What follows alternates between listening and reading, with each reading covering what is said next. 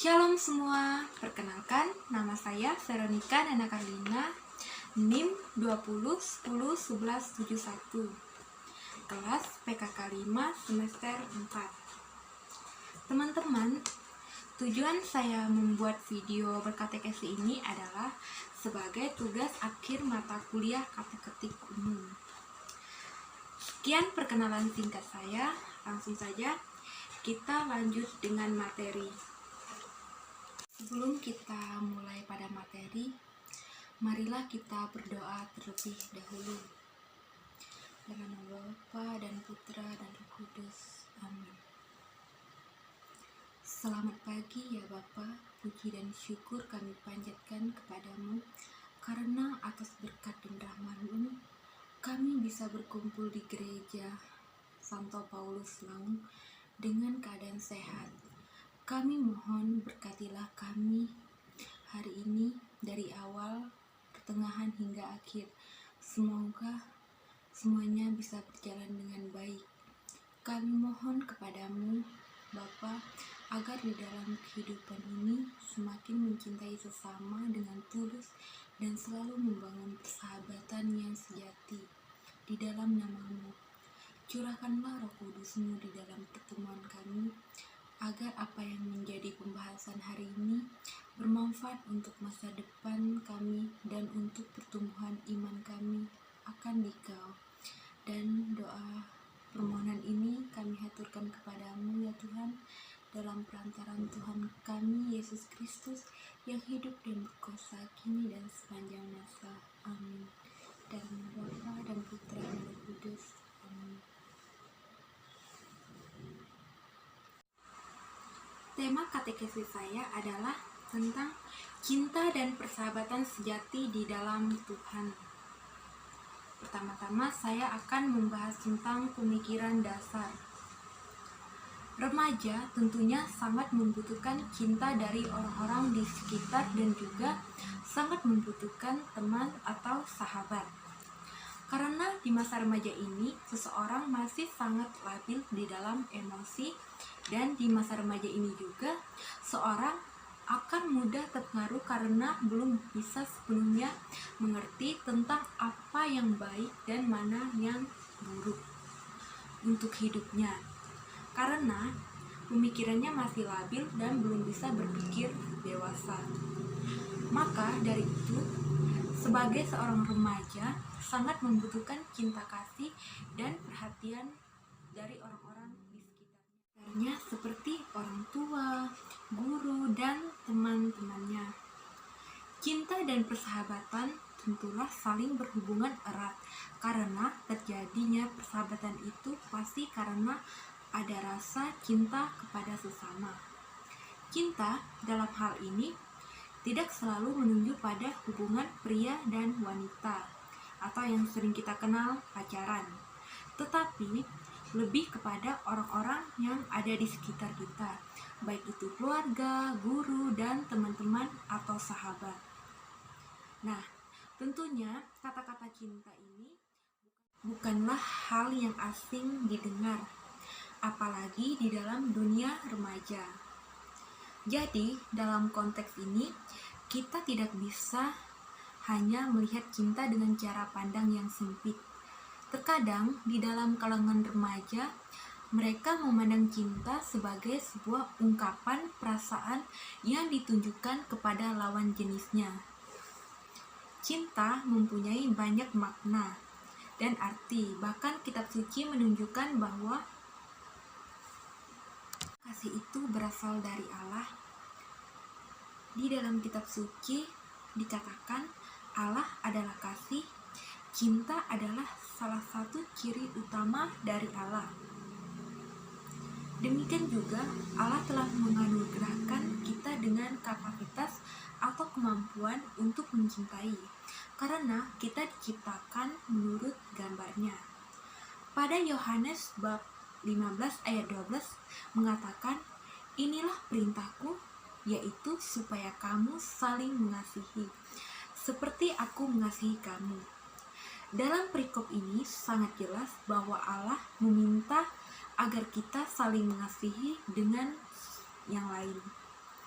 Sebagai remaja, tidak cukup hanya memiliki cinta, namun seorang remaja juga harus memiliki sahabat yang usia dengannya. Bagaimana bisa seseorang mencintai jika tidak memiliki orang lain untuk dicintainya? Karena di dalam kitab suci saja kita diajak untuk mengasihi sesama manusia, bukan hanya orang tua atau keluarga saja. Sebagai remaja tentunya tidak bisa hidup sendiri tanpa adanya teman atau sahabat yang mendengarkan dan mengerti keadaan kita. Karena di masa remaja ini kita lebih terbuka kepada sahabat daripada kepada orang tua kita. Persahabatan adalah salah satu karunia hidup yang besar. Sahabat sejati bisa mengenal Allah dan mengasihinya dengan segenap hati, jiwa, dan pikiran mereka. Sahabat sejati juga bersedia melakukan hal-hal yang dapat membahagiakan sahabat-sahabatnya, meskipun ia harus mengorbankan waktunya atau bahkan hal-hal yang ia senangi. Bahkan dalam kitab suci, Tuhan Yesus bersabda, Yohanes bab 15 ayat 13-15. Tidak ada kasih yang lebih besar daripada kasih seorang yang memberikan nyawanya untuk sahabat-sahabatnya. Kamu adalah sahabatku, jikalau kamu berbuat apa yang kuperintahkan kepadamu. Aku tidak menyebut kamu lagi hamba, sebab hamba tidak tahu apa yang diperbuat oleh tuannya. Tetapi aku menyebut kamu sahabat, karena aku telah memberikan kepadamu segala sesuatu yang telah kudengar dari Bapa-Ku. Dari perikop ini, Yesus menjadi contoh yang sempurna mengenai sahabat sejati, karena dia menyerahkan nyawanya untuk sahabat-sahabatnya.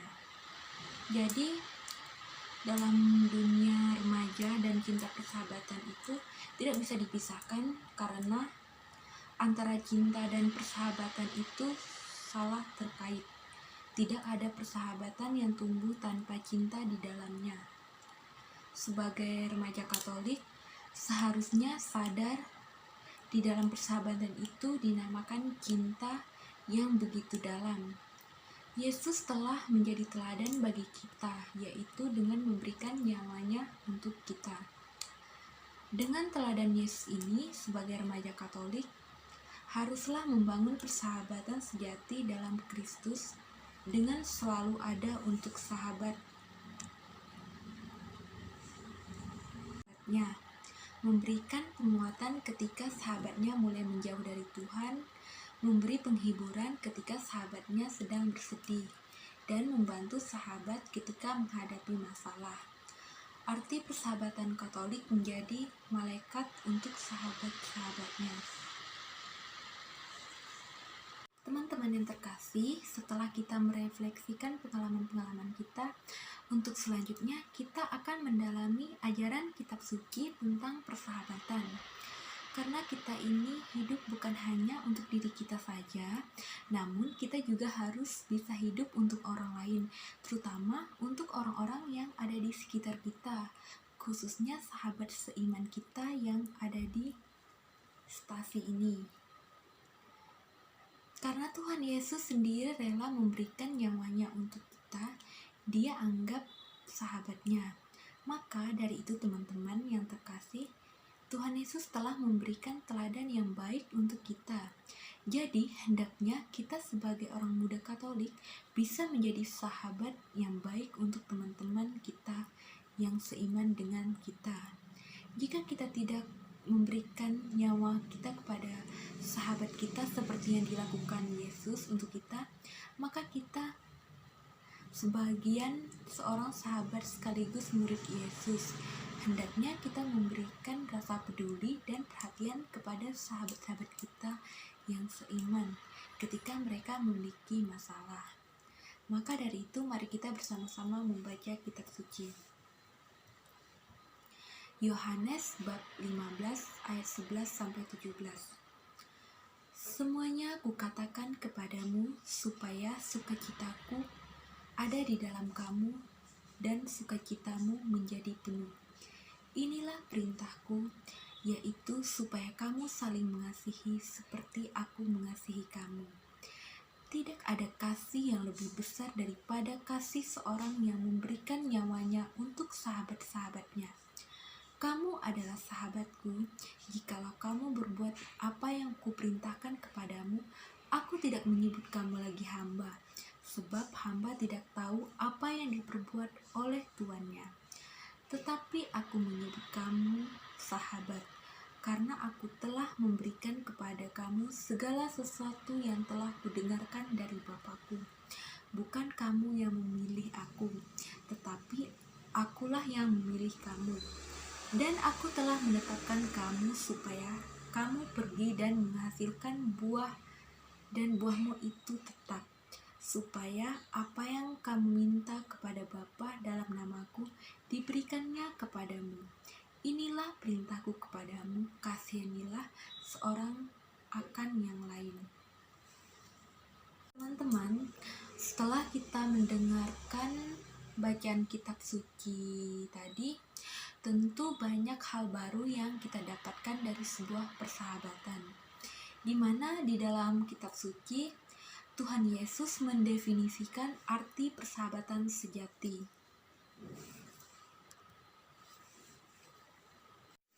Teman-teman yang terkasih, pada hari ini kita telah bersama-sama mendalami sebuah persahabatan yang sejati di dalam iman. Kita sebagai remaja Katolik hendaknya selalu membangun sebuah persahabatan sejati di dalam iman. Karena Tuhan Yesus juga telah memberikan pesan-pesan yang baik melalui kitab suci yang telah kita baca. Hendaklah kita saling peduli, memperhatikan berbagai dan menjaga teman-teman kita. Karena kita sebagai orang muda Katolik diharapkan bisa saling mencintai antara satu sama lain dan membangun persekutuan tumbuh di dalam iman. Baiklah teman-teman semua, sekian video katekese saya pada pagi hari ini. Jika ada tutur kata saya yang salah, saya minta maaf. Dan kita akan melanjutkan kegiatan kita dengan doa penutup. Dalam nama Bapa dan Putra dan Roh Kudus. Amin. Ya Tuhan, puji dan syukur kami haturkan kepadamu atas setiap rahmat dan berkat-Mu dalam pertemuan kami hari ini. Semoga apa yang menjadi pembahasan kami hari ini bisa kami terapkan dalam kehidupan kami sehari-hari. Semoga kami bisa semakin setia dalam menjalin persahabatan kami di perkumpulan OMK ini. Semua doa dan permohonan ini kami haturkan kepadamu demi perantaraan Tuhan Yesus Tuhan kami. Amin. Dalam nama Bapa dan Putra dan Roh Kudus.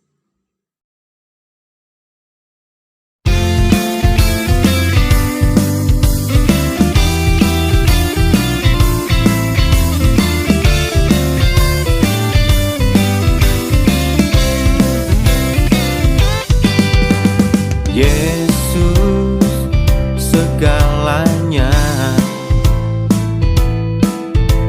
Yesus aku cinta, Yesus semuanya, Yesus aku suka.